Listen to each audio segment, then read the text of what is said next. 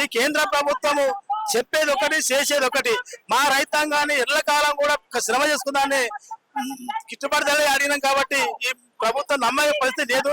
రాబోయే కాలం కూడా ఈ బీజేపీ ప్రభుత్వం కూడా మేము రైతాంగం గ్రామీణ ప్రాంతాల ప్రచారం చేస్తూ మండలాల్లో ధర్నా చేసుకుంటూ నమ్మోదండి మోడీని, నమ్మోదండి బీజేపీని, మాకు కొట్ట కొడుతుంది. ఎవరైనా కానీ కూడా మేము రైతులు మాలకు కోసం అడిగేది ప్రపంచ దేశాన్ని నలుపుతుంది. రైతు అంటేనే మొత్తం మేము ఏమైనా తయారు చేసుకోవచ్చు. రైతు పండిస్తేనే మనం జీవనోపాధి అవుతుంది. ఆయనకేం జీవనోపాధి అయినప్పుడు ఆయన రైతాంగం మొత్తం క్లోజ్ అయిపోతే నువ్వు ఏం తింటావు? నువ్వు డబ్బు పిండి చేసుకుంటావు, బంగారం తయారు చేసుకుంటావు, ఇనుము తయారు చేసుకుంటావు. కానీ మేము పండించే రైతుకు నాకు లేకుంటే అందుకు మేము నష్టం వస్తుంది అనుకుంటాం అనుకో. మేమేమంటున్నాం, మద్దతు ధర ఏమంటున్నాము, మార్కెట్ వాళ్ళ దరిద్రాన్ని ఇస్తున్నాం. కానీ ఈయన నామకావాస్ అంటే ఎందుకు? అంబానీ ఆదాయాలకేమో కోట్ల రూపాయలు దళాలి క్యాన్ చేస్తావు, వాళ్ళ కార్పొరేట్ సంస్థకి ఇస్తావు, మార్కెట్ వాళ్ళకి ఇస్తావు.